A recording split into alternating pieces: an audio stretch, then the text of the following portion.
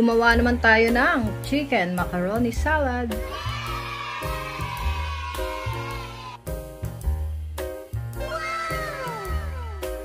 So yan guys, lutuin lang muna natin yung ating macaroni. Nagpakulo lang ako ng tubig, then nung kumulo na yung tubig, nilagay ko na yung ating macaroni.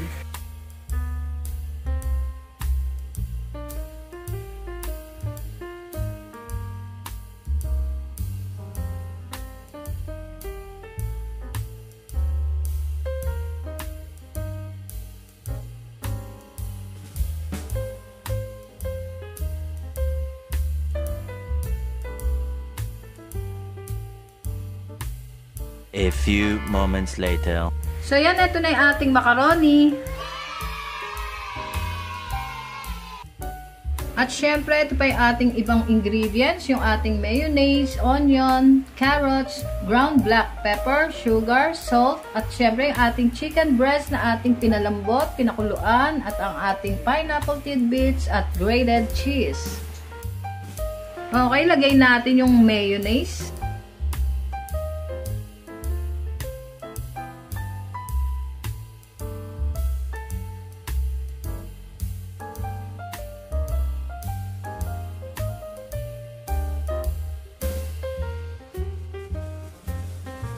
Salt,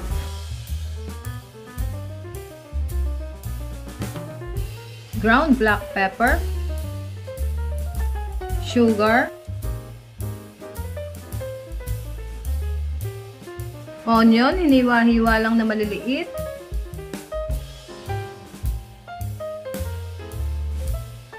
grated carrots,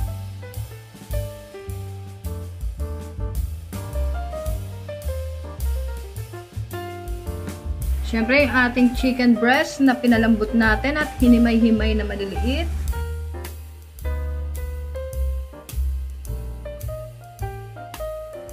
At yung ating grated cheese.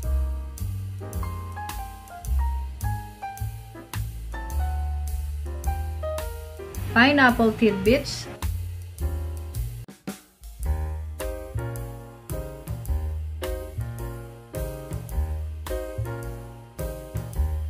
So yan, mix lang natin ng mabuti.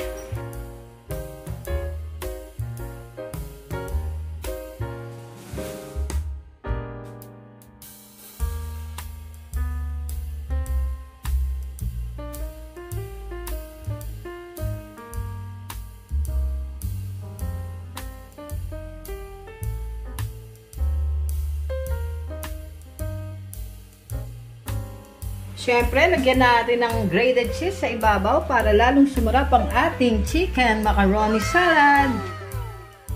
So yan, napakadali lang gawin. Minix lang natin lahat ng ating ingredients.